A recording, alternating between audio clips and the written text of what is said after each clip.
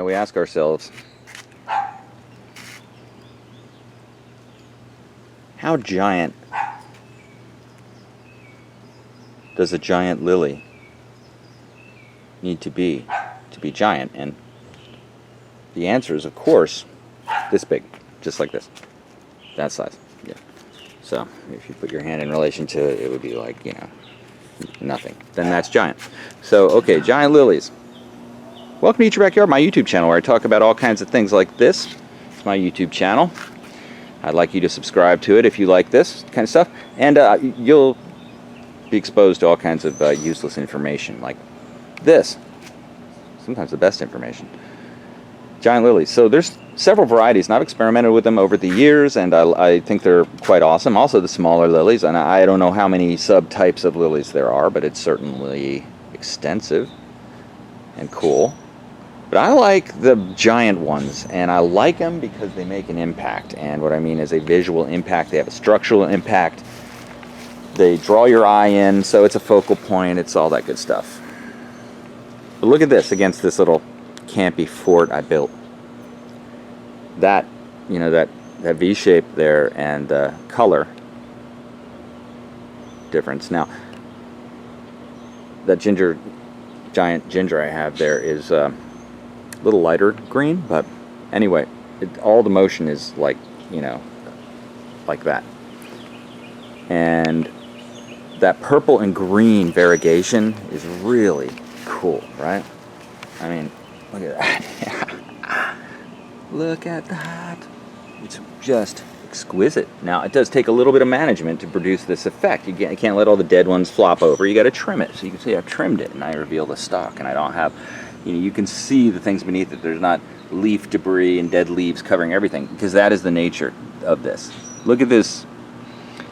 Look at this. I want to say yucca, but it's not agave. Thank you, memory. My agave. Same thing. You know, I actually took this as a cutting I got in California years ago, and I propagated it all over the place. But, you know, look at what it looks like when you take the time to trim the base and reveal the beautiful structure above it. Now, this one takes a special thing. This is the only thing I tolerate in my yard that can seriously hurt you. And that's because I manage it. You can see the tips here. This one's been cut off because this is what it wants to be.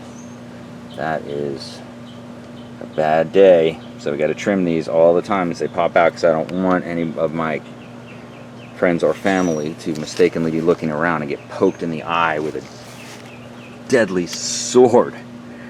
But other than that, that's literally the only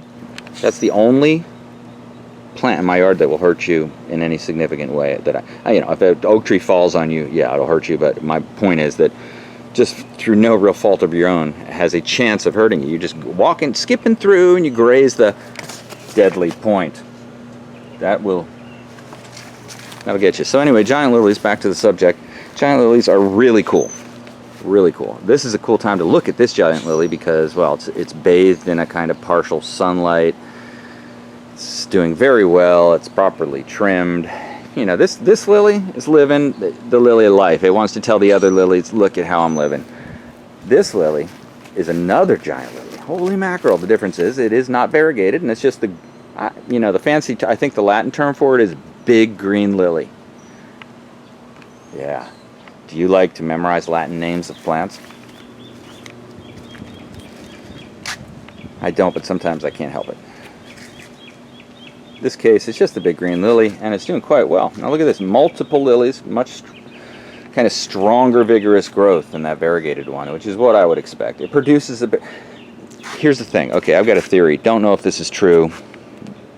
Don't know if this even qualifies as a theory. I just want to state an observation.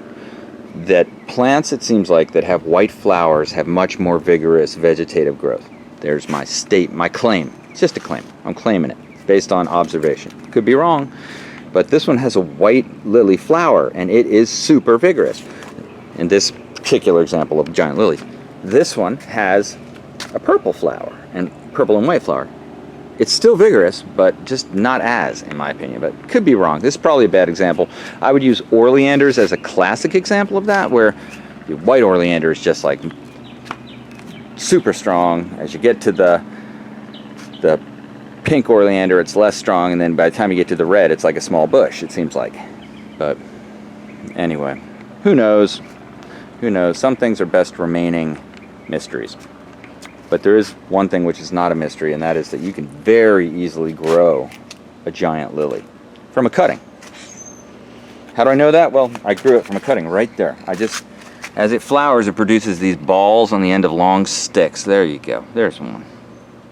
These haven't turned into the ball shape yet, but those little bulbous things will turn into balls, and then they'll fall off, and then they will sprout, some of them.